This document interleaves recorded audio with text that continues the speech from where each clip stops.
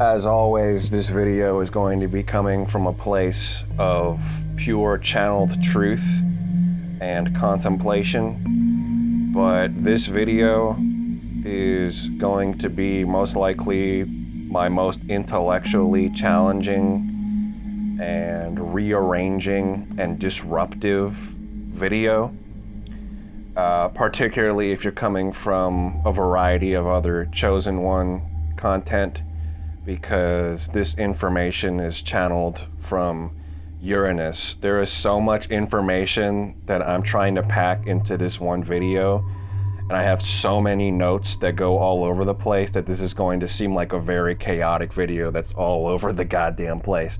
But I think that's appropriate as we are talking about Uranus, the Awakener, and the Disruptor. First, we're going to review some things that are a lot of things I've been talking about in my previous videos, and I've pretty much just taken these down as just written notes. I'm just going to read them verbatim. So, Saturn is the boundary of the outer planets and supernal triad. The supernal triad, if you don't know, is the three sephira on the top of the Kabbalistic tree of life. You want to look that up if you don't know about the tree of life by now, but it is a map of the emanation of God through his various forms, which largely correspond to the planets in Hebrew mysticism. And the supernal triad is this triangle at the top of this tree of life that relates to what they call the causal body. You may hear R.J. Spina talk about the causal body. A lot of what R.J. Spina talks about comes from Kabbalah. Particularly the I Am is referring to Keter, which is the top sphere of the tree of life, which relates to the Ayeh Asher Ayeh, which is the I Am that I am. So he always talks about the I Am that's referring to Keter. And yeah, basically the lower emanations of this tree of life relate to, let's say at the bottom, Malkuth is the physical body, and then Yesod is the receiver of all of the stellar rays of the various different spheres that brings it down into material form. And then all these other spheres are related to a lot more like familiar aspects of our daily lives. It's kind of like the energetic makeup of everything that's around us, because Malkuth is the physical, and it simply receives the qualities, the energetic qualities of these spheres above it. This is the emanation of God in his various forms. But the causal body, you're basically reaching a point, what they call past the abyss, past Da'at, that these are like the almost, how would I say, you can't really fully describe it. It's God, like pre-emanation. So these are like some of the most subtle and complex understandings of God, but also some of the understandings of God that are closest to what God actually is. So the supernal triad is the three spheres of Binah, Chokhmah, and Keter. And Saturn is the boundary of that, because Saturn is Binah. Binah basically is the origin of form. It's at the top of the pillar of what they call the pillar of severity, or the pillar of form. And it's what receives the pure light of creation in Chokhmah, and it severs it. Saturn is signified by the sickle of Cronus, which divides things into parts. So you also have yin and yang here. Binah is the black sphere. It is the yin, which is the form. It's what carves things to create forms. And then you have Chokhmah, which is force, and it is the light of creation, which is essentially non-dual. So you have yin and yang here. Binah, Saturn, is the beginning of duality because it severs things into two. I read on. Samskars are the bricks in the wall separating oneself from God. As we know from my previous videos, samskars are the impressions that are made on the mind, and the mind is like a film reel. So anytime you have an intention, it creates an image, and that image is added to the film reel, which is projected outward as your experience. And this is the origin of karma theory, Hindu in Indian philosophy.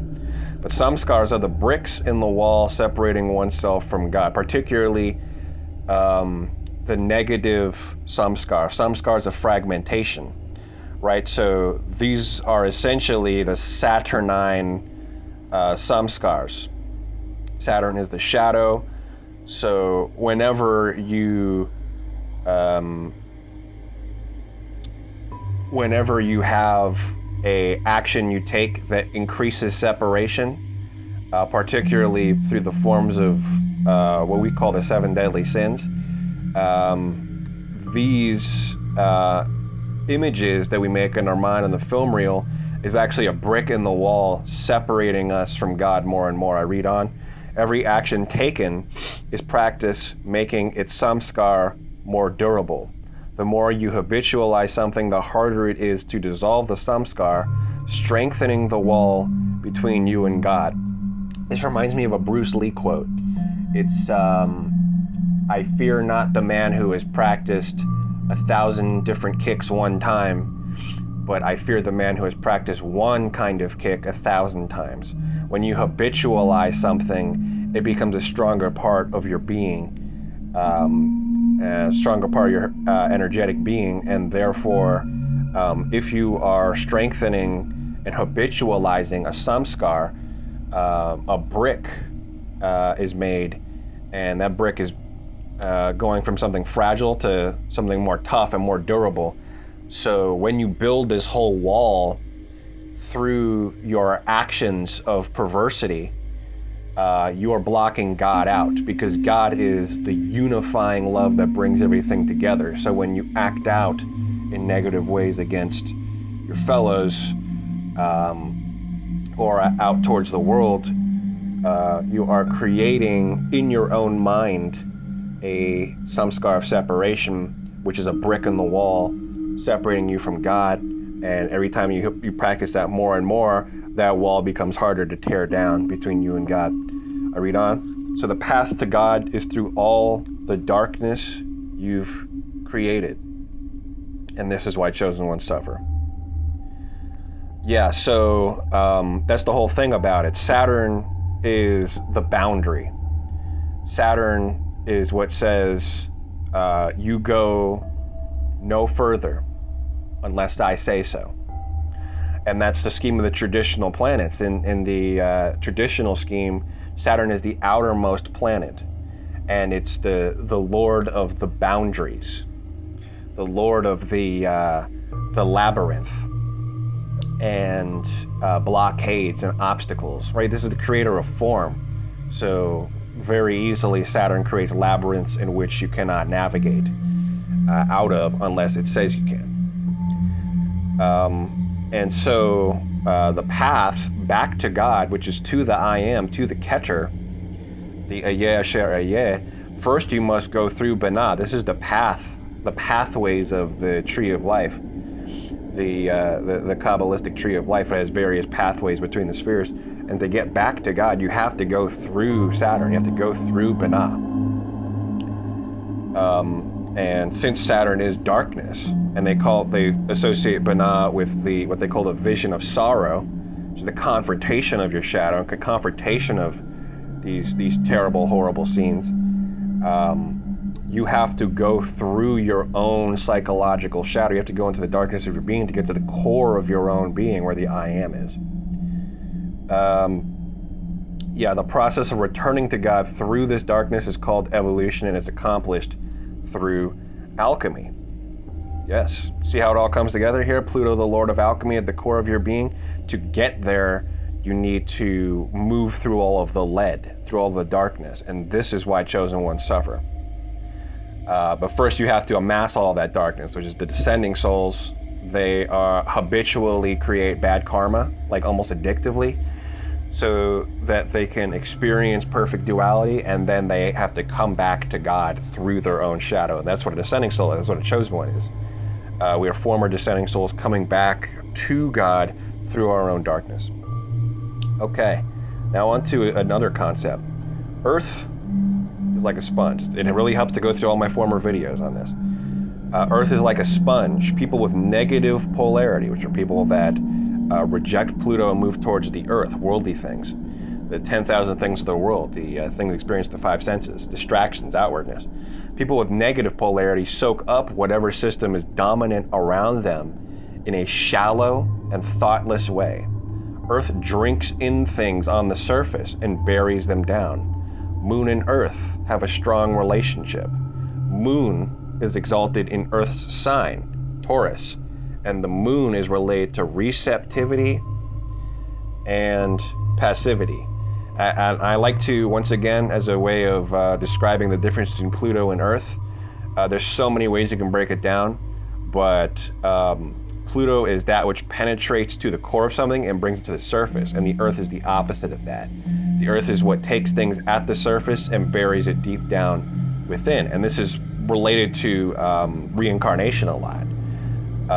When you die, you are penetrated through your body into the spirit is ripped out of your body, the matter is left behind. But when it's time to be born, a structure of matter is made, and then the spirit on the surface of that matter is buried down in, and that's how you get a body inhabited by a soul. So you see this principle of Earth takes things around it, and it drinks it in, and it buries it. So Earth makes you just thoughtlessly drink in and bury down the things around you. It's passive consumption. Now Pluto is the higher octave of Mars. It's active. And so positive polarity makes you actively use the world as material to do alchemical work. When you answer to Pluto and not Earth, you see everything around you as opportunities to evolve and transform yourself. Chosen ones transform and act upon things consciously. Descending souls are acted upon, habitualize everything that happens to them, and mindlessly repeat it.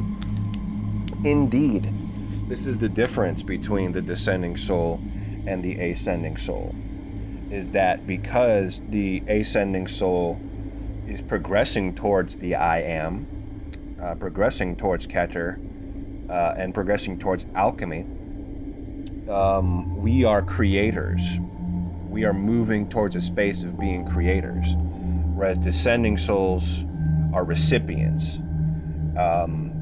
Descending souls generally deeply resonate with the idea of an external God that gives them their entire lot in life. They're not creators. They receive everything. And everything happens to them. This is also related to the victim mindset. These negative circumstances that are happening around me, that's not in my control. I'm just a victim. When you choose to avoid all karma and responsibility, like descending souls, you're burying things down using the energy of the earth. And this is another important point too. When you are an active creator, you take responsibility for everything that's happening in your life. Everything, you are the creator, so everything around you is your creation, so you take responsibility for it. When you're descending soul, there's no responsibility. Yeah, so when you choose to avoid all karma and responsibility like descending souls, you're burying things down using the energy of the earth. This makes the karma more dense and carnal. Yes, when you bury things down and you don't face them, Pluto is the planet of confrontation, right? Mars is confrontational. Pluto is inward confrontation. It's the higher octave of Mars. The opposite of Pluto is Earth. When you do not confront things and you seek distractions in the external world, the 10,000 things that can be experienced with the physical senses, you are adding density to your karma. So whereas that karma may have been something that is meaningful, because Pluto relates to meaning, and matter is meaningless, the Earth is meaningless. So you've got body, and the body without a spirit attached to it would have no meaning whatsoever. It's the exact injection of spirit into it that makes everything meaningful in your experience of the body. Without it, it would just be meaningless clay. Same thing with your karma. Your karma, when it is spiritualized, when it is rendered psychological such that it can be transformed into a lesson, the karma is experienced in a meaningful way. But when you you seek distractions, when you want to physicalize everything, a la the world, a la Makut, the bottom sphere of the tree of life, your karma becomes so dense that it basically becomes meaningless. This is where, like, you have things like losing body parts, you know what I mean, like brain damage. The karma is still there, but you have made it so dense and so physical that you've separated yourself from the meaningful interaction with karma, which is the Pluto, and you've made it earthly. And this is what animals experience. Animals are out in nature, you know what I mean, clawing each other's eyes out, scraping each other up, killing each other's babies, eating each other's babies. What's the meaning or lesson in that? There is none, because the karma has become so dense and physical and carnal that you're just experiencing meaningless suffering. And this is what happens when you give yourself over to the world. The world and the earth is the experience of meaninglessness. So I read on. The karma takes on a form more meaningless because Pluto is the planet of spirit and meaning, and Earth is matter, and matter is meaningless. Spirit gives it all its meaning. People then suffer meaninglessly, as do the animals in nature. The evolution that animals go through via their suffering and death only strengthens their ability to survive on Earth longer. There's no evolution of consciousness, and therefore it's a meaningless life drenched in carnality and immersion in the five senses, a rich wellspring of earth energy. Additionally, Earth is groupthink. What's happening outside myself? What's everyone else doing? And now to Uranus. Uranus is exalted in Scorpio and in fall in Taurus, which is Earth's house. And that's the important point is, these people, these ascending souls, soak up the matrix. The groupthink is really palpable. Like, the group really is their god, and whatever's happening outside yourself, I'm going to habitualize that. I'm going to do that too. Doesn't matter if it's good, doesn't matter if it's bad. The earth just drinks things in, buries it down, and habitualizes it.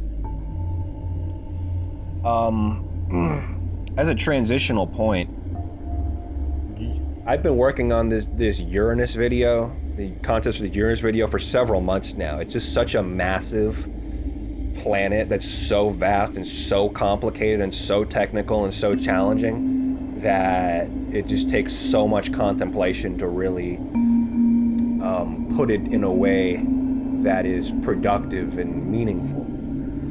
But even though I have been working on this video and taking notes for the past several months, I had experience yesterday with Uranus, a channeling of Uranus that was extremely profound. And I attribute it to Uranus, not just because its themes fall under Uranus's attributions and significations, but because when I had that realization, I looked at the natal chart, the astrological chart of when I had that realization, and Uranus was on the midheaven, which is a very important point in a natal chart. But just some things that we can say about Uranus. Maybe a good place to get introduced to Uranus is the way that everyone was introduced to Uranus when it was discovered. Essentially, up to that point, astrology, as many people know, is very ancient. It's several millennia old. And people notice that we have these fixed stars in the background when you look up at the sky, and they don't move. And then we have these wandering stars, and these wanderers is what they called planetes. The planetes translates to wanderers. These are planets. These are the wandering stars. When you look up in the sky, you see these stars that are moving. And they saw that it really just went out to Saturn. And through this, they created a very rich, symmetrical system. In other words, we start at Leo and Cancer, and we move out, right? If we go out from Leo, next sign after Leo is Virgo, which is ruled by Mercury. The next sign that's after Virgo is Libra, which is ruled by Venus. The next sign that's ruled after Libra is Scorpio, which is ruled by Mars. After Scorpio, ruled by Mars, we have Sagittarius, ruled by Jupiter. Then to Capricorn is ruled by Saturn. So you see we're moving outward in the progression of the planets. And in the opposite direction, we have, before Cancer, we have Gemini, which is ruled by Mercury. And before Gemini, we have Taurus, which is ruled by Venus, by the way, also the Earth. And then before Taurus, we have Aries, which is ruled by Mars. And then before Aries, we have Pisces, which is ruled by Jupiter. And then after Pisces, Aquarius is ruled by Saturn. So you see this perfect, beautiful symmetry in traditional astrology using these 7 traditional planets. We have made a perfectly symmetrical system to perfectly explain the way that everything in our world works. Now just imagine one day, after thousands of years of this perfectly symmetrical system, along comes this new planet. This new planet is discovered, throwing absolutely everything into complete chaos. What happened to our symmetrical system where everything is perfectly explained? In comes this disruptor. What do we even do with this planet? This is a planet, and we can see that it has astrological effects. But how does this figure into our system? Our entire system now needs to be reworked. It completely challenged and overthrew everything. And this is Uranus in a nutshell. Uranus brings uncertainty and revolution, such that everything needs to be reconsidered and reworked. Uranus is heavily associated with revolutions because at the time it was discovered, it was concurrent with the French Revolution as well as the American Revolution. Our Declaration of Independence. Independence is another Uranian keyword. This planet has to do heavily with revolting against monarchs and kings and tyrants. And we've attributed Uranus to ruling Aquarius, which is opposite Leo, ruled by the sun, the planet of kings and the sign of kings. So Uranus is oppositional towards kings and power structures and rulership. It's disruptive to the status quo. In so many ways, this planet is so paradoxical. It's so challenging. It's so operating in ways that are the opposite of what's expected. Like, for example, one of its big ways of being a disruptor, just right off the bat, is, okay, well, where do we even put this damn planet? And they put it in Aquarius. It's like, well, we can't put it in Aquarius. Aquarius is already ruled by Saturn. So now we have a co-ruler. But we go on, we have other signs that are co-ruled, right? We have Pisces, which you attributed to Neptune, and Neptune and Jupiter have this similarity in this. A lot of the significations that are given to Jupiter are related to Neptune. And then we have Scorpio, which is Mars and Pluto. Pluto's the higher octave of Mars. Mars and Pluto have a lot of things in common. That could be its own video. Particularly the theme of confrontation and divorce and severance, of removing of attachments. And so Mars and Pluto have this comparability going on, and Jupiter and Neptune have this comparability going on. Here's Uranus, this puzzling disruptor of all expected things. We put it in the same sign as Saturn. Saturn and Uranus are about as close to opposites as you can get. Binah is Saturn, Chokhmah is Uranus, and Binah and Chokhmah are literally yin and yang. And yet somehow these perfect opposites have chosen to cohabitate in a house together to do productive things together, such that there is some underlying unity between them that is combined in opposites. And this is where we get to the many puzzling riddles of Uranus. Uranus is such a complicated, puzzling, bizarre, disruptive planet. This is in alchemy what's called the union of opposites. This falls heavily under the themes of Uranus, because Binah and Saturn is what separates things cleanly into two different parts. It's what makes things understandable and intellectable. In Kabbalah, it's well known. In Kabbalah, it's well known that Binah is used to make Chachma intellectable and understandable. These spheres, Keter and Chokmah, are basically ineffable. They're not understandable. They can't really be expressed through words. But funnily enough, through this sphere of pain and loss and darkness of Binah, this sphere, particularly as part of the supernal triad, makes Chokmah and Uranus understandable and intellectable. And how funny it is that this is why Uranus chooses to cohabitate in a sign with Saturn in Aquarius, coming right after the sequence, right? In the same way that Chokmah comes after Binah in the sequence, Aquarius, the return to Chokmah, comes after Capricorn, which is ruled purely by Saturn. And so this brings us to a lot of puzzling realizations, like quantum superpositions, the double slit experiment. Uranus also has a lot to do with technology and experiments, and particularly it's kind of like a lightning bolt. It has a lot to do with electricity as well. A lightning bolt of realization. In fact, this is a big part of how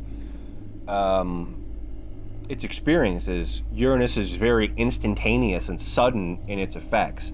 Saturn really slows things down. Saturn is the planet of slowness and inertia. And it holds things back. Saturn holds you back, right?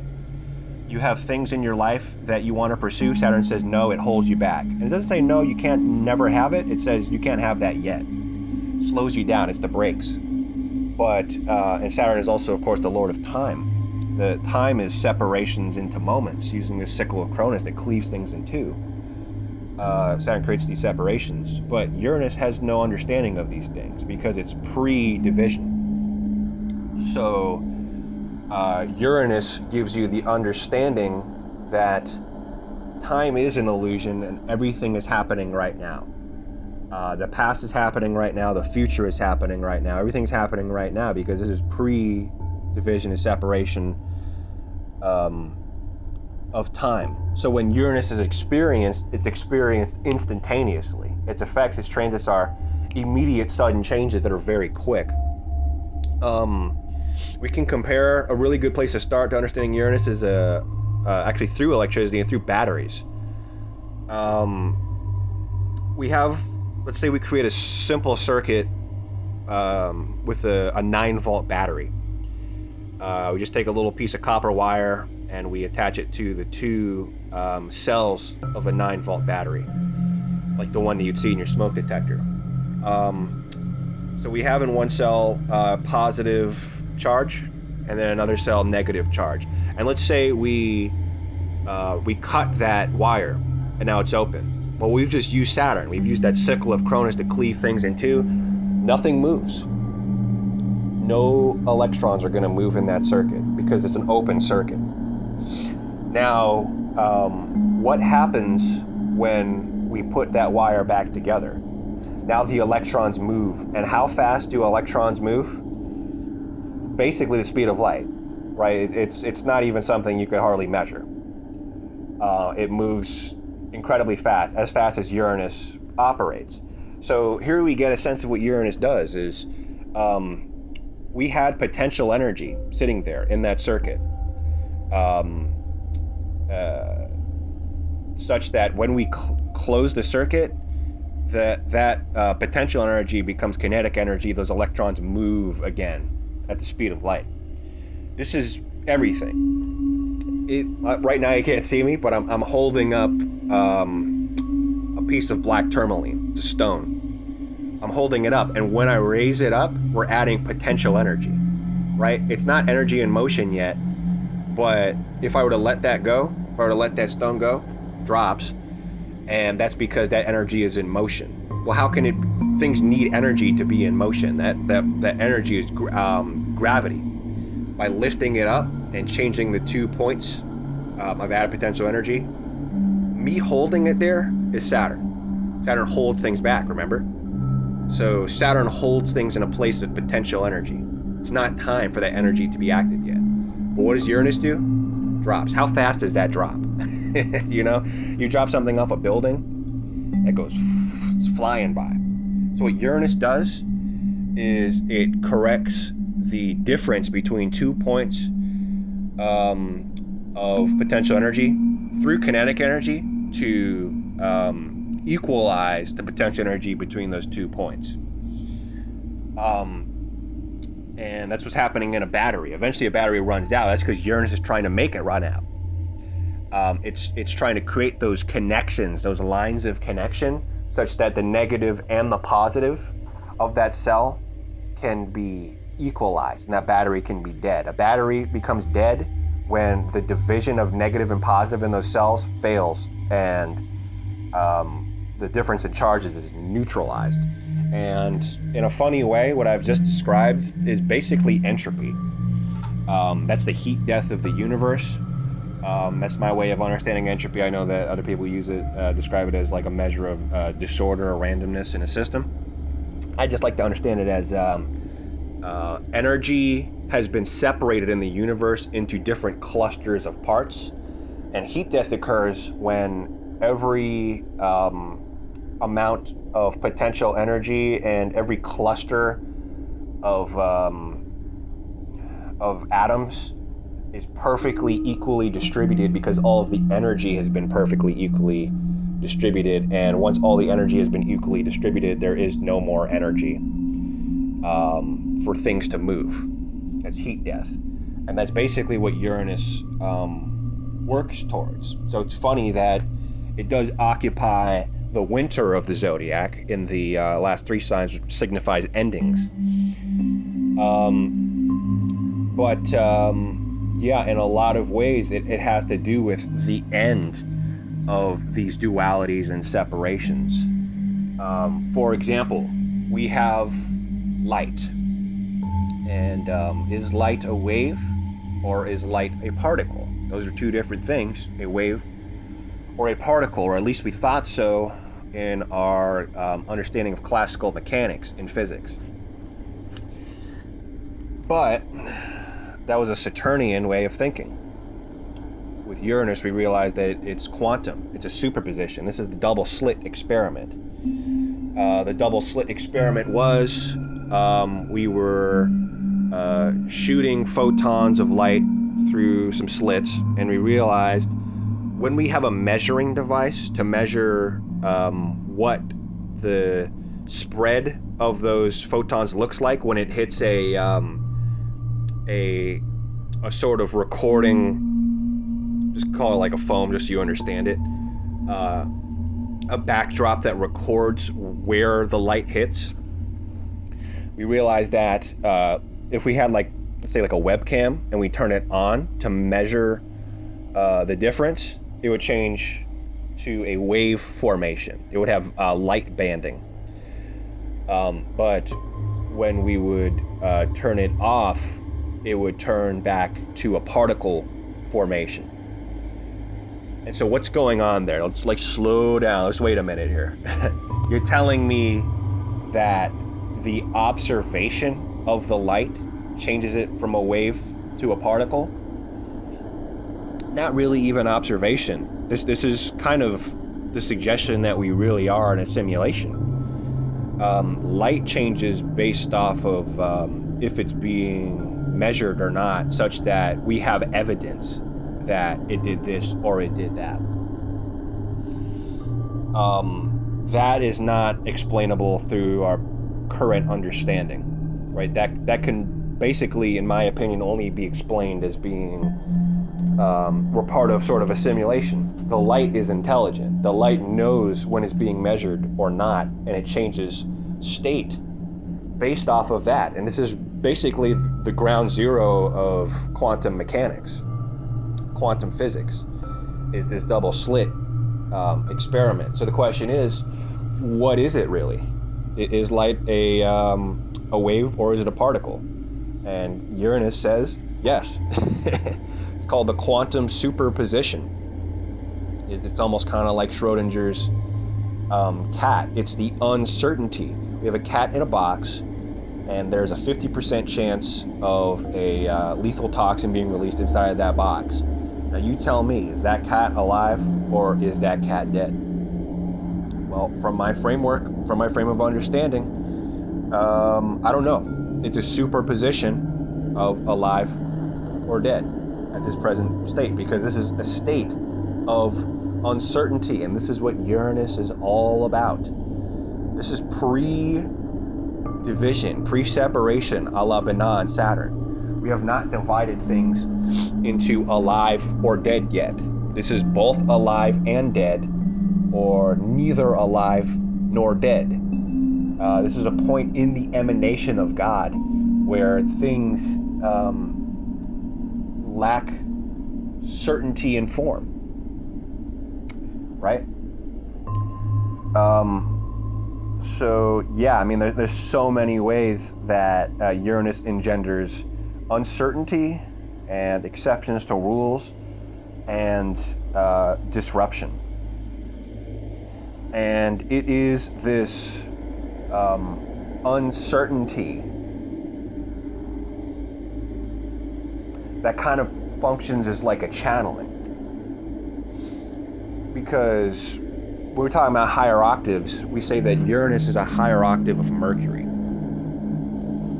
Mercury really is linear logic, such that you can look at the world, observe it empirically, and then take what's observed and to separate it via language.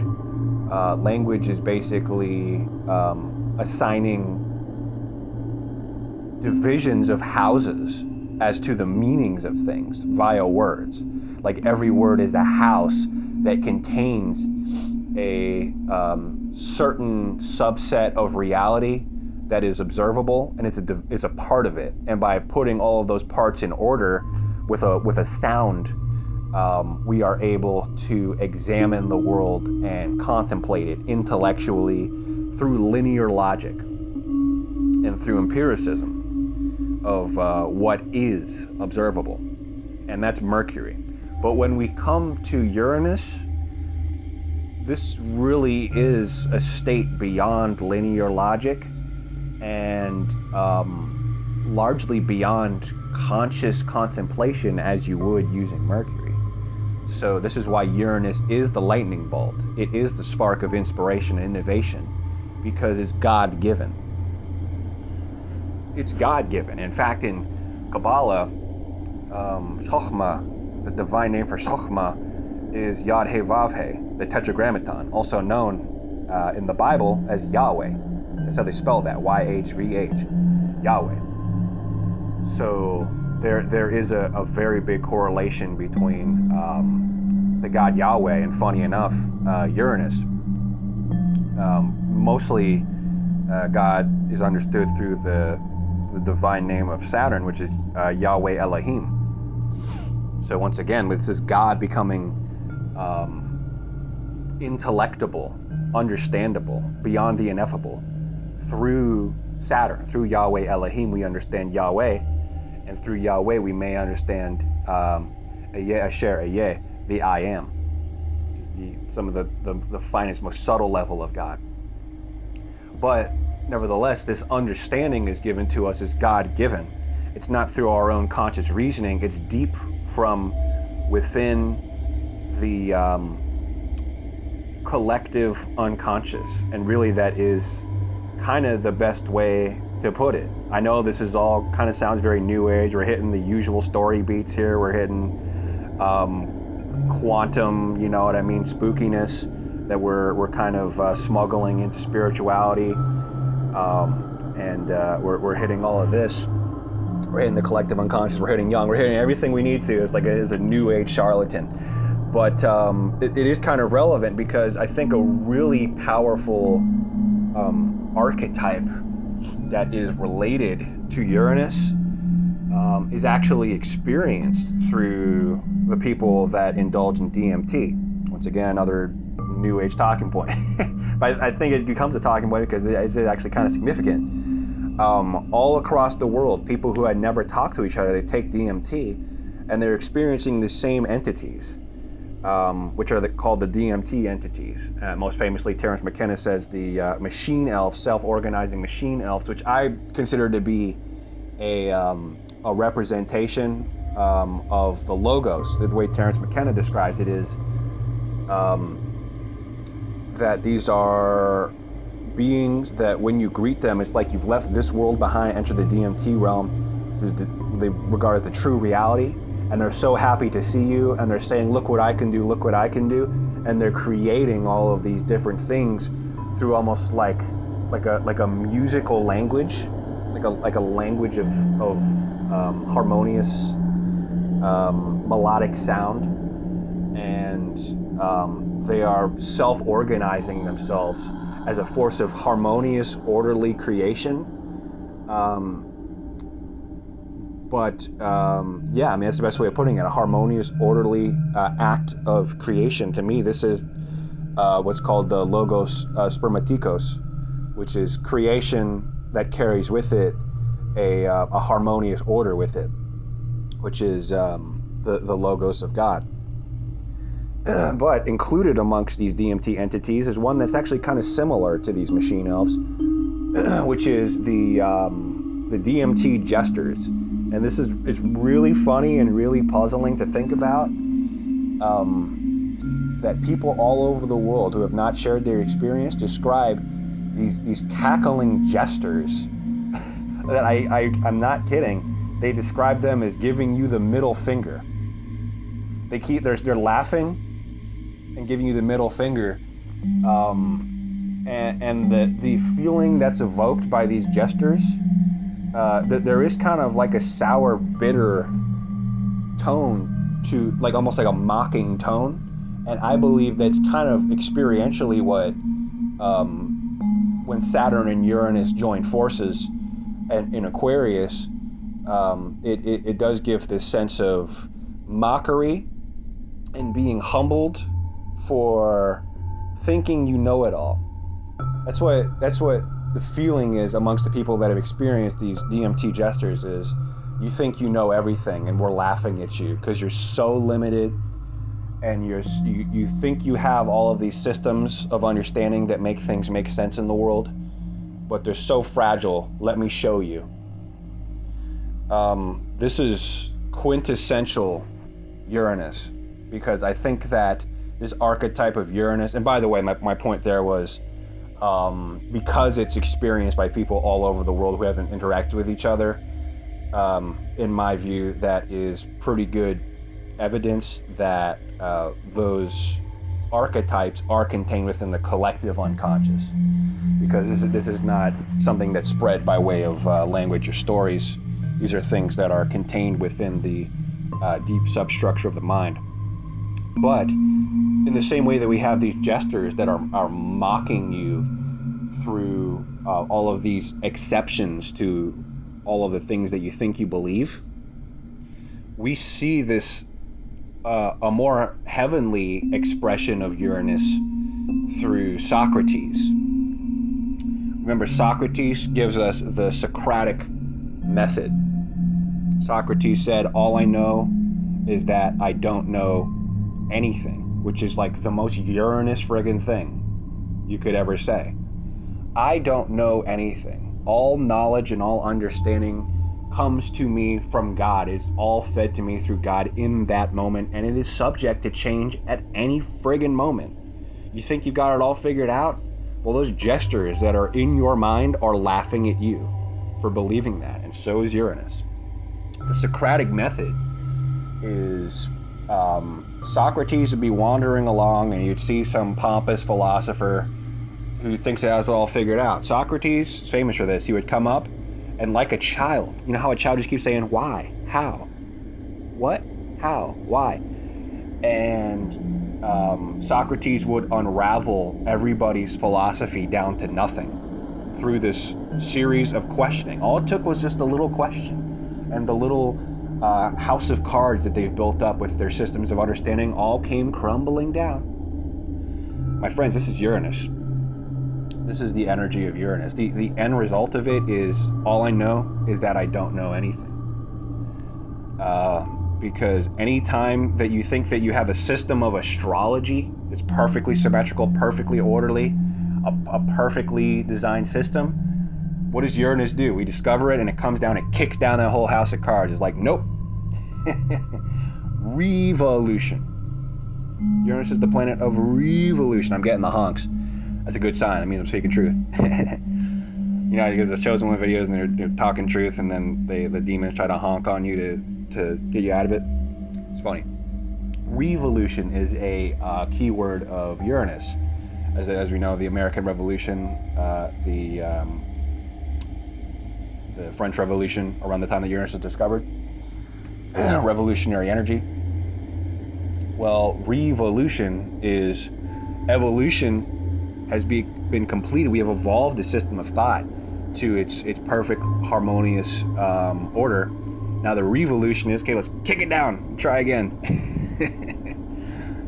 And yeah, I mean, this really is Uranus in a nutshell. Any system you have, we're going to call it the exceptions to the rules, that eventually there's so many exceptions to the rules that the entire thing falls apart. This is, by the way, science. Science is a repeated process of, okay, we've got it all figured out now. And then Uranus is like, nope, how about something new? How about something new that completely changes it? That's what quantum physics is, correct? We had a perfectly functional understanding of physics in the form of classical mechanics, and quantum physics, which is Uranus shining through very potently, is nope, you think got it all figured out. I'm going to give you the most mindfuck, what do I even do with this understanding that completely makes your previous system of thought untenable. So yeah, I mean, this is the science itself is a process of Uranus. Is like, let me find the exceptions to my own rule. Let me seek out the challenges to my system of understanding so that we can perpetually, in perpetuity, seek greater understanding, never settling with a finished system of thought. So yeah, in the same way that Uranus closes the circuit to bring things together, Uranus also has to do with all manner of technology. It's obviously rules electricity, as many people know. But you just have to imagine when electricity was first being brought to the masses, it was these power lines. Just imagine before all of our electricity, all our technology, it was just the simpler sort of life here, let's say in America, where we had all of these different towns, you know what I mean? We had roads that brought them together, but for the most part, largely not connected, disparate parts.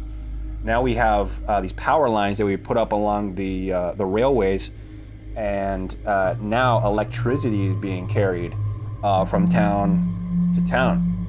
First through Edison and through direct current, and then through Tesla through the superior alternating current. Alternating current, by the way, Tesla, super Uranian figure. And what is alternating current? It's in, out, in, out, in, out. You know what I mean? It's not just negative and positive. In, out, in, out, in, out. So fast that it becomes, you know what I mean? Almost not even a change in polarity. It's a superposition of polarity. So yeah, now we have all these power lines. And with that electricity, we create the internet, the net that connects everything together. That internet is our collective unconscious. What connects us all together? What connects all these minds together? The collective unconscious. That's the internet. So Uranus really has this property of ending all of the divisions and separations that are created by Saturn, and bringing us all together. Regarding the collective unconscious and archetypes like the DMT jesters, funny enough, I had realized myself that there is a relation of the Jungian masculine archetypes of warrior, lover, king, magician, and the fixed signs in astrology. The fixed signs are found in the center of every season, of which the tropical signs are separated. So in spring we have Aries, Taurus, and Gemini. Well, in spring, Aries is the cardinal sign, Taurus is the fixed sign, and Gemini is the mutable sign. So always in the middle of every season is the fixed sign. Well, if we think about it, warrior, what planet comes to mind when we think warrior? I mean, obviously Mars. Well, Mars rules Scorpio. Lover, what do we think of when we think of lover? Come on, we can do it. Venus. Venus is the lover. What signs does Venus rule? It does rule Libra, but it also rules Taurus, which is a fixed sign in the middle of spring, right? We have the king. This one's easy. That's the sun, yes? The sun rules Leo, the fixed sign in the center of summer. But now we come to winter. What's left? The magician. It's Aquarius. And what is Aquarius ruled by? Uranus. What does the magician do?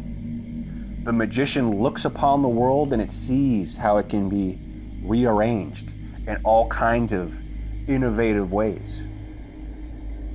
So, yeah, now we're gonna get a little bit deeper. This is where it's gonna get very challenging. Uranus shakes things up. Uranus is associated with earthquakes.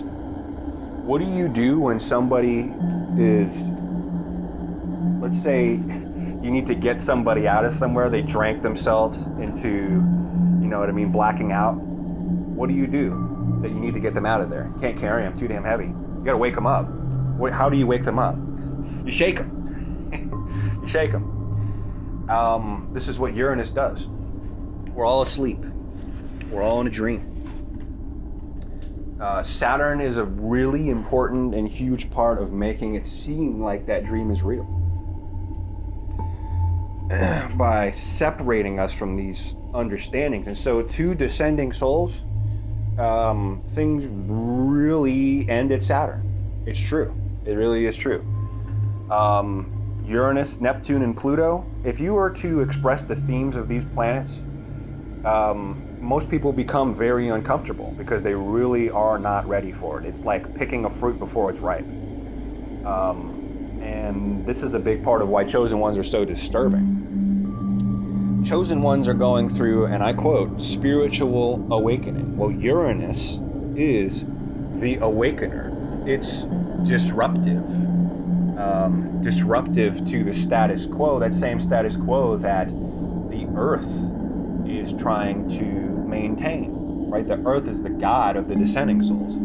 So when Uranus shakes the earth, I mean, what do you think's going to happen? Of course, you're going to piss everybody off. You, as a chosen one, are a walking revolution. Your energy, do you have to say words? Nope. The energy of the outer planets is simply within you. And this is why the world hates you. Once again, back to the Bible. You're called a chosen one because I chose you out of the world. Therefore, the world hateth you. Chose you out of the world means chose you out of the limitations, boundaries, and roots and separations. These are what Uranus and Pluto work to bring an end to. Uranus is an end to the boundaries. Uranus is an end to the separations. It's the interconnectedness. It's the internet. And so your presence here is deeply disturbing. You carry Uranian energy, and this is the energy of Uranus and Pluto, most palpably, is what disturbs people the most. And we call it a light. And yes, it is a light. It is a light. I'm going to make this to voice messages or voice recordings because I do want to pull up an important link here. In the spirit of things being shuffled around a la Uranus, I'm going to include here in the middle, before I get to the point that I just had cut off the video to bring up, I wanted to touch on the DMT gestures again. You have to pass through all of your darkness, all of your shadow to get to God, through Saturn, through all of that humiliation that you created as a descending soul, then to become an ascending soul. But you have to pass through a deeper, more puzzling layer of your mind, which is that collective unconscious. And the DMT gestures are actually a really funny boundary there beyond even Saturn, the boundary beyond the boundary. When you go beyond that boundary and you're not ready for it, you basically go insane. The DMT gestures are cackling, and with that cackling is a kind of mockery at your arrogance for believing that you have everything figured out. But also, it's a different thing they're laughing at too, which is absurdity. The DMT gestures are laughing at the absurdity of the world, and particularly the absurdity of our dream, all of the little things that we've set up for ourselves. When you explore any concept to its depth, it unravels into absurdity of and the end result is any sort of chatter of the mind is kind of meaningless. It is a separation from God, because why are we even creating all of these different definitions of things if Uranus can just undo them and upend them into I don't know? So passing through not just our darkness, but passing through this layer of the mind. You think of it in your gut. I always think of the gut as being the place of the unconscious. There is a layer beyond even our darkness, which is this realm of cackling gestures that unravel everything into absurdity. And they only leave you alone when you yourself realize the absurdity of everything.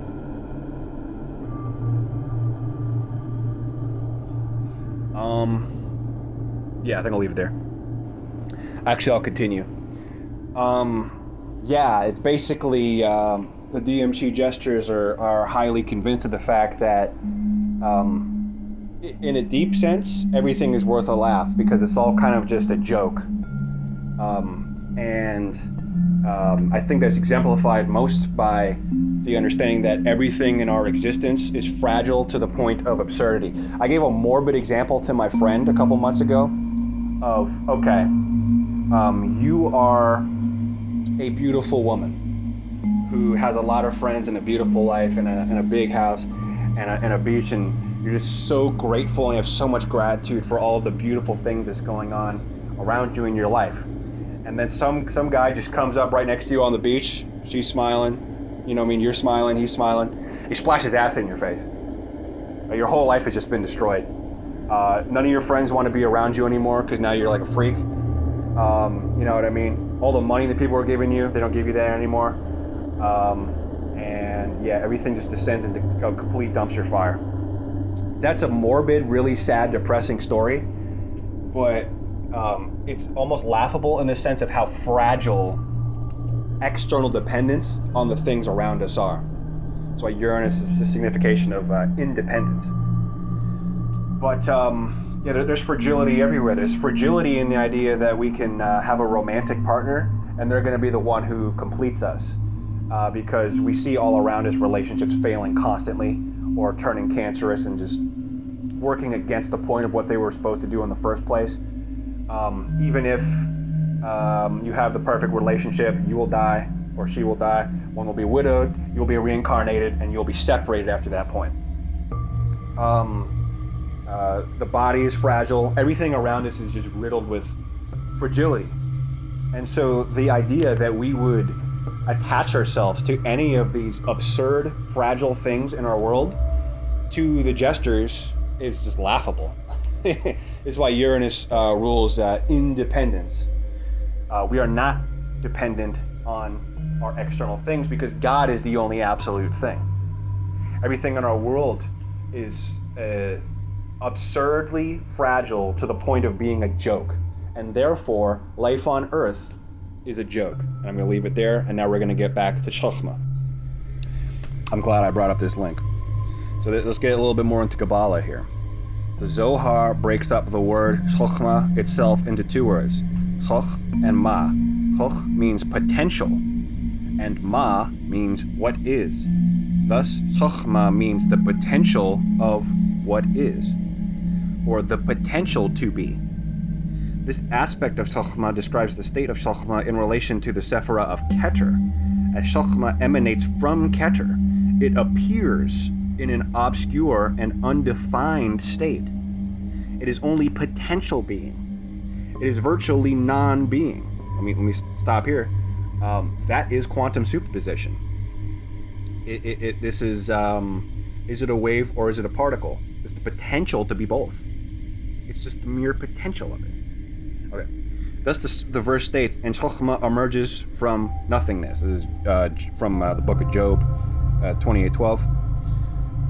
In other words, it is in a state of constant flux between being and non-being, between revelation, the first point of immanent being, and non-revelation as it returns to its state of potential and merges in its source, Keter. Chokhmah flashes in and out of existence. I'll say it one more time. Chokhmah flashes in and out of existence. The infinite light thus becomes unified in the world of Absolute, which is the causal realm, the supernal triad, through closing itself first in the Sephirah of Chokhmah. Okay? Guess what Uranus also does? You said it flashes in and out of being and in and out of revelation. Saturn is not the last visible planet. I'll say it again. Saturn is not the last visible planet. So you can't see Uranus. Actually, sometimes, yes, you can. Sometimes it comes close enough to the light that Uranus becomes visible. And this is the light bulb. This is the lightning flash. Generally speaking, Chokhmah is not intellectible. It cannot be generally understood via a direct relationship. But sometimes it can, especially amongst the ascending souls, especially amongst the chosen ones, who have a deep relationship with Uranus and don't even realize it. Are you the outsider? Are you the one who's different? Are you the exile, the outcast, the one who is uncompromisingly authentic and different? Do you tend towards independent lines of thought rather than groupthink? You're Uranian. And so, Uranus is very much like Mercury. What is Mercury? Mercury is neutrality to the point that it can go either way. It doesn't really have an identity. It's extreme mutability. But here's another. Well, let me finish this point first. Uranus moves between Saturn and Keter. Chokhmah, or between Saturn and Neptune. Uranus moves between Binah and Keter as Chokhmah. Once again, I'll read again.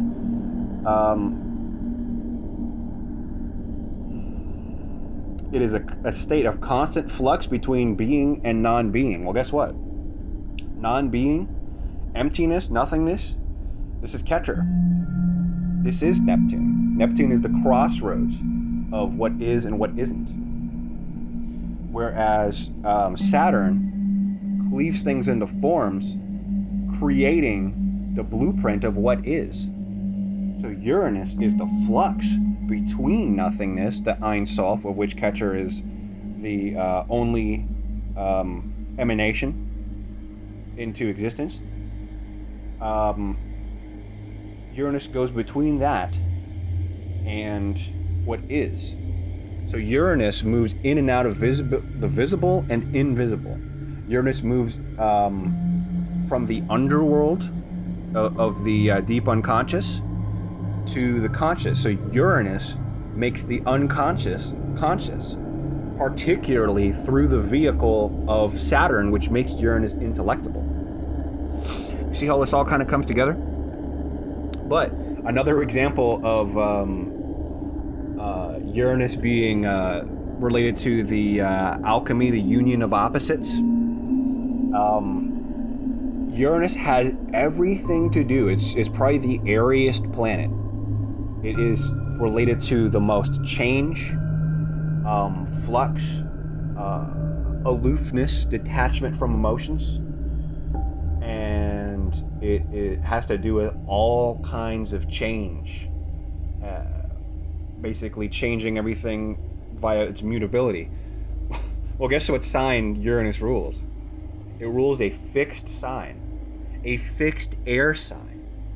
What a mind-blowing concept that is, a fixed air sign. Air is all about mutability. It's all about changing things.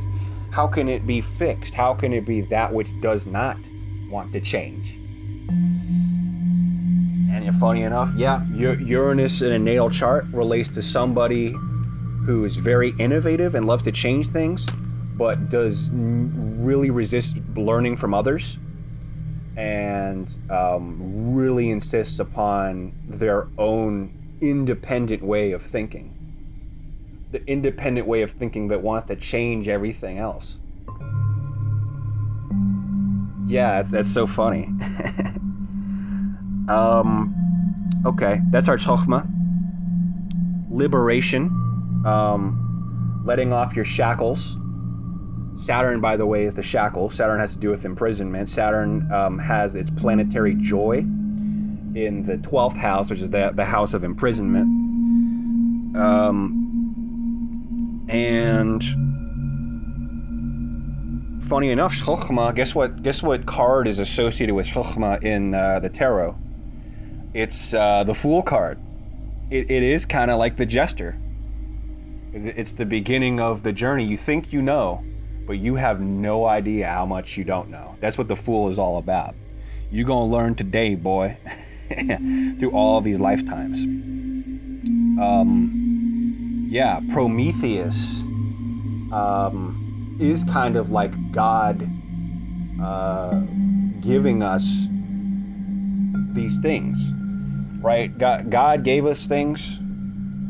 Prometheus gave us fire, and with fire we created war and conquest. But we also created many magnificent things with fire. And similarly, we have the internet. The internet was a moment of inspiration. I believe it was discovered on accident. No, I think, what kind of? It was Wi-Fi that was discovered on accident. But the internet has given us so many amazing things. Just an absolute explosion and expansion of consciousness and understanding and intellect and information. But it's also been the driving force of the ultimate degeneration of society.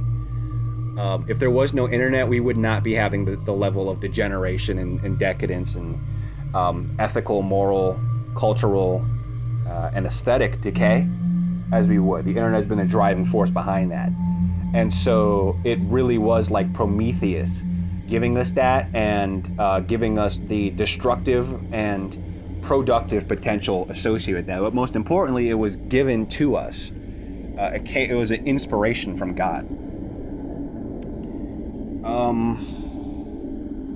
Yeah, I mean, a really funny example of what Uranus is, if you watch Star Trek, Uranus is Q, the character Q, to a T. This is this interdimensional being who possesses from a race of beings that are so ascended and so masterful of the principles of reality that they can take on any form they want, they can teleport wherever they want at any point. Their understanding is far beyond anything that anybody could possibly comprehend. And Q just comes along to troll the members of the Starship Enterprise in this mocking way. It's exactly like a DMT gesture.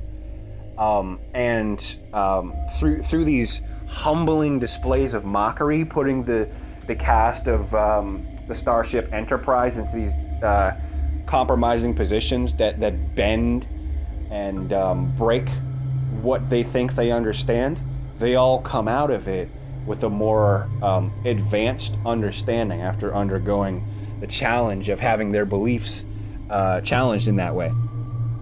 Yeah, Q is just the spitting image of what Uranus is. This entropic, deep space, quantum mindfuck beyond all comprehension that comes by just to give you a little realization of how little you actually know. And then in this way, Saturn and Uranus are both related to the planets that humble you.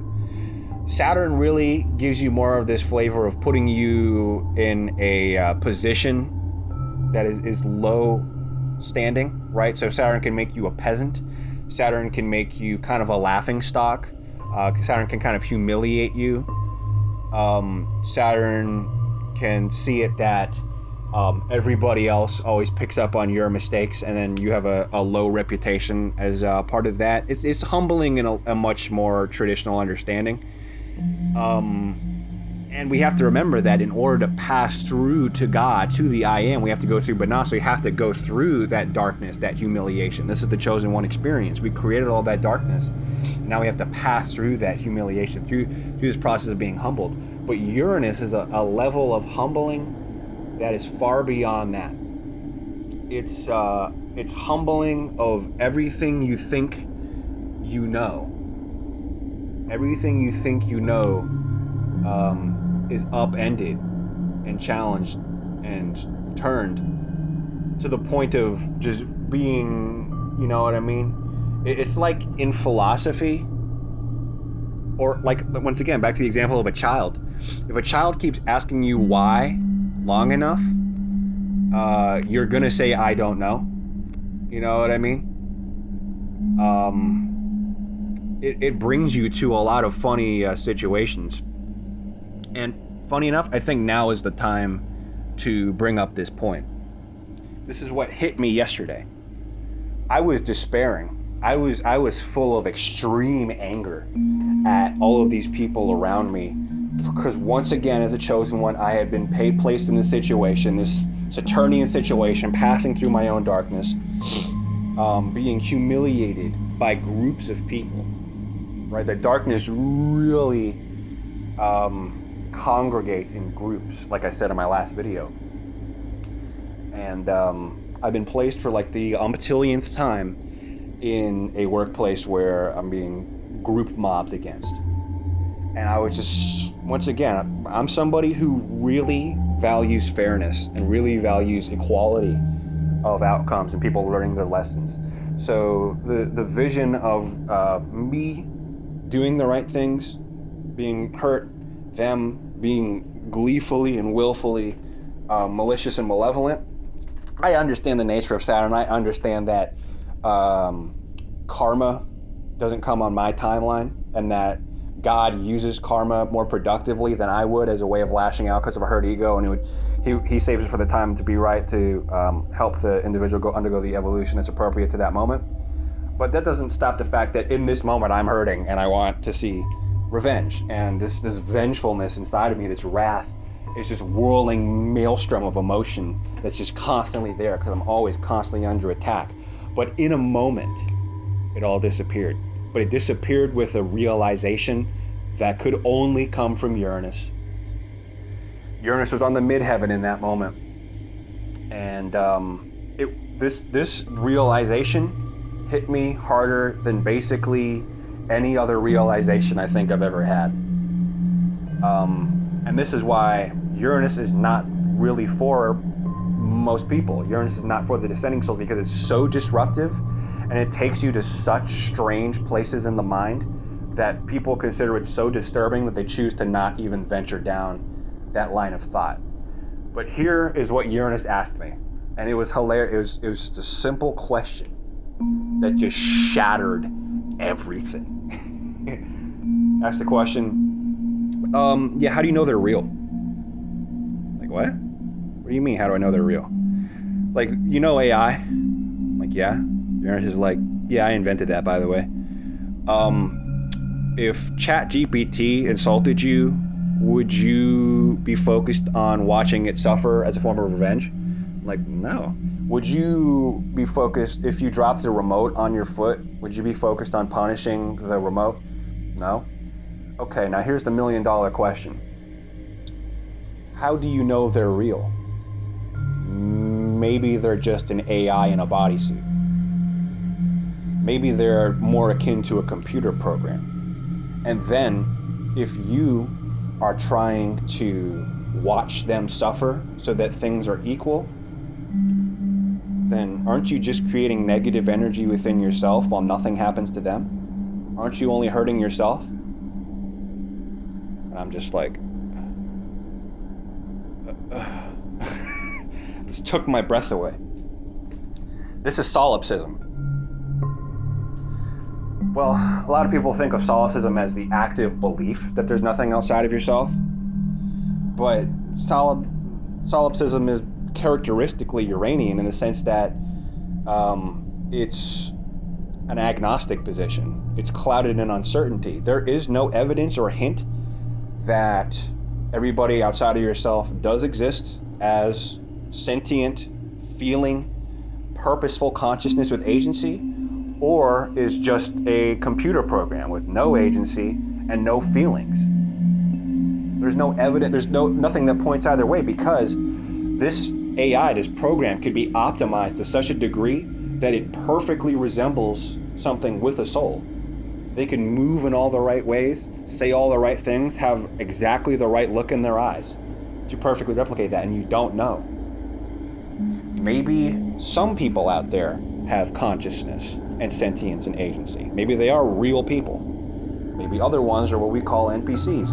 Maybe they're all NPCs. Maybe none of them are NPCs. But here's the $1 million question, says Uranus.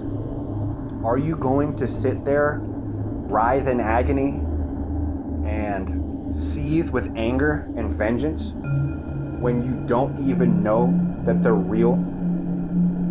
You could be seething in anger at a TV remote right now. How is that productive? I'm like, oh, dude, this takes me to such a weird fucking place, but it's totally true. If that person who humiliated me and did injustice against me is not even real and is a computer program, then what's the meaning in all of that? What's the meaning of my focus of them getting their justice? They don't even know what justice is. They don't even have it make decisions. They're just a computer program. Why would I care about a computer program having the same thing happen to them? They wouldn't even feel it. And because I don't know if they are or are not, it doesn't make sense to focus on them at all. It only makes sense to hold the position that everything outside of myself could be a completely non-sentient projection. I say non-sentient projection because everything absolutely, regardless, is a projection. It's just a question of these signals that you're sending out through the film reel of your mind that are projected outward, is it attracting other conscious sentient life, right? Is that image in your mind projected outward bringing you another player, or is this a one-player game? It could be a one-player game, or it could be a multiplayer game, but you don't know which one's an AI and which one's a real person. So, this was therapeutic uncertainty. I never thought I'd say those words together, but this is therapeutic uncertainty. In that moment, all of my resentment and hate disappeared, because it's right. What if that was just an AI? I mean, by the way, if you start to look at it, if we use the term matrix, first of all, Uranus would be the architect of the matrix. Uranus would be what's upstream of Saturn, which is what divides things into their parts. So Uranus would be the potential in motion that would create that. But if this is the matrix, really, maybe it's helpful to really start thinking about it as the matrix, right? We use the word NPCs almost as like a pejorative or an insult. But what if it's true? What if these are non-playable characters? Then in what sense does it make any sense to focus on them getting their karma? It's silly. It's all silly. So, ultimately, the realization I had is my only responsibility then is to form the samskars that I want there to be.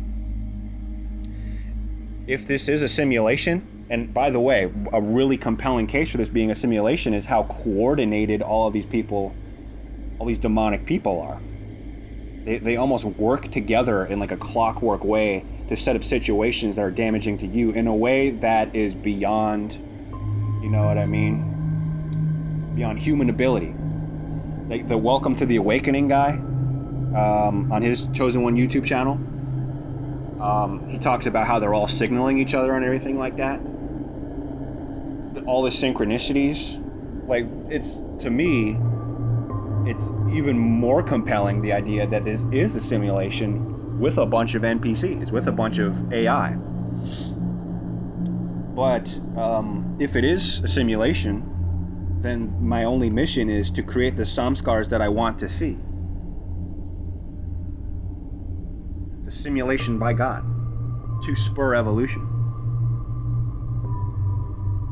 So if I want to engage in this world, the only way I can engage with it is, in the way I mentioned before, is the Plutonian way, to be an active creator of my world, to alchemize and transform the samskars, to engage with the world in a way that I want reflected back to me. Is the golden rule, because the only way, this is what Uranus tells me, the only way I can engage with the world with any sense of certainty is that cogito ergo sum, according to Descartes.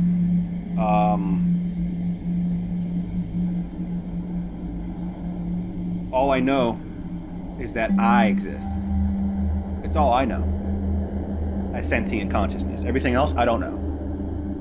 So the only assumption I can make as an agnostic position is I need to engage with the world as if I am the only person, and also that however I engage with the world is how it will be reflected back to me. And simple as that.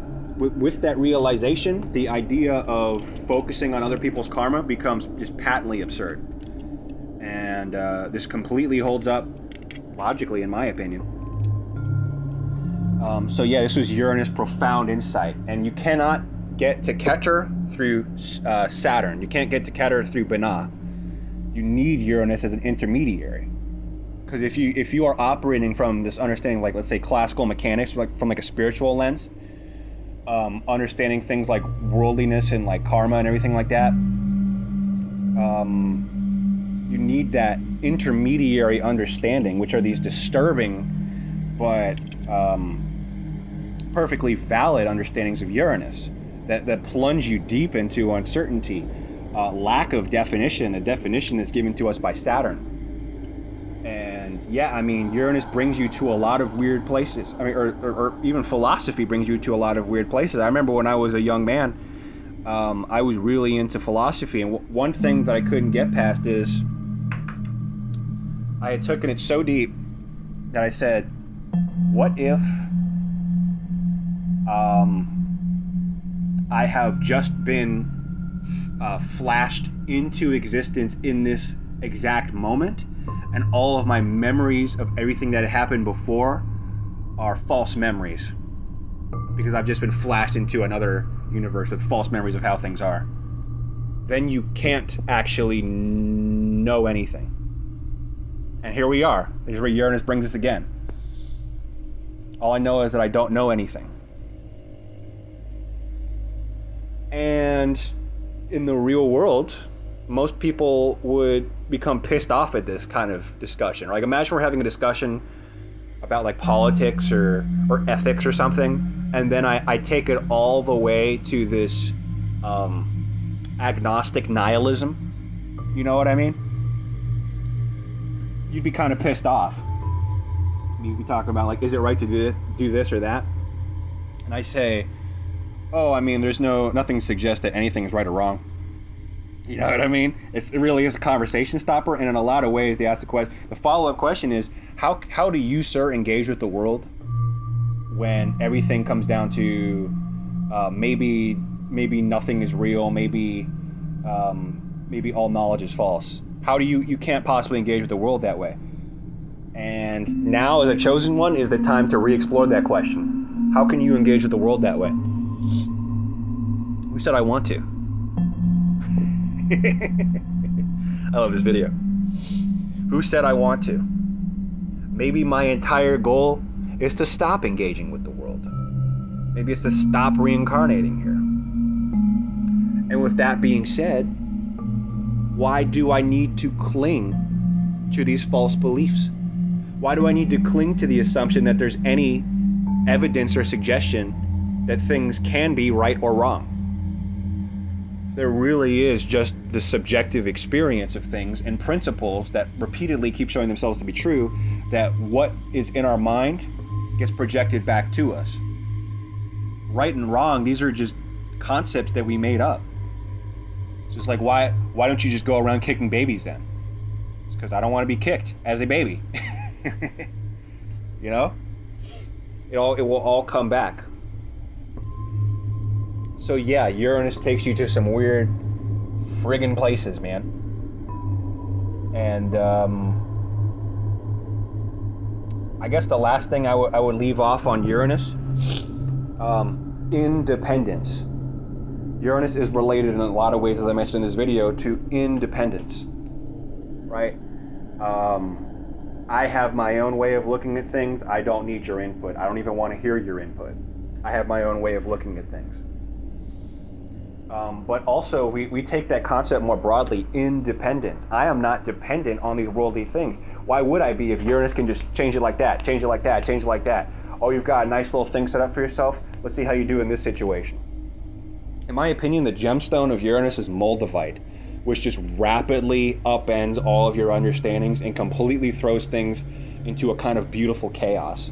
One of the most powerful stones there is.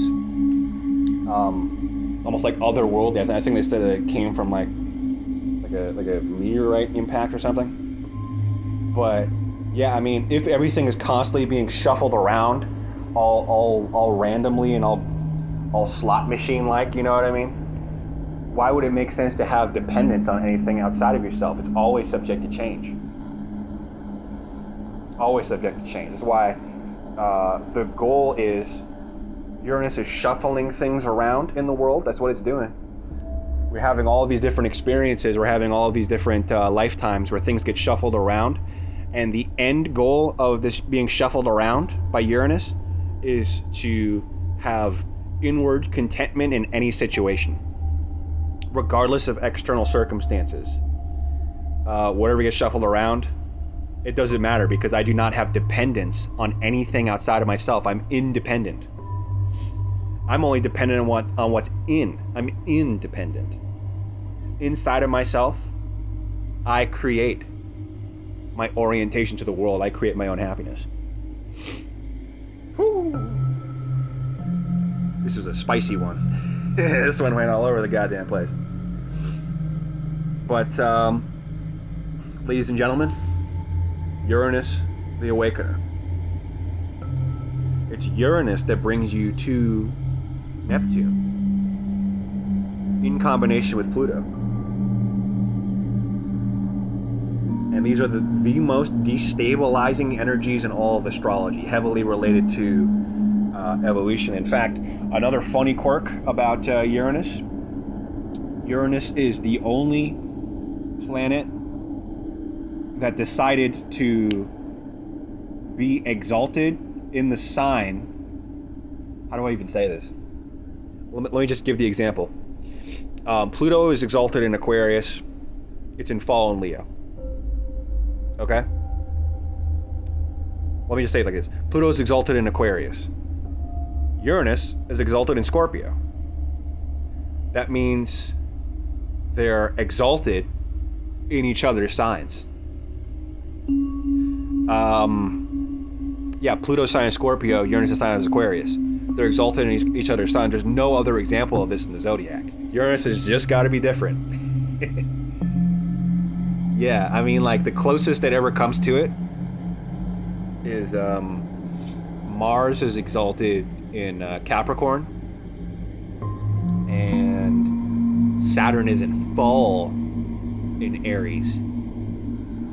So that's the relation of being each other's signs, but the relation is the difference between fall and exaltation. The only example of planets being exalted in each other's signs, Uranus did it, and Pluto.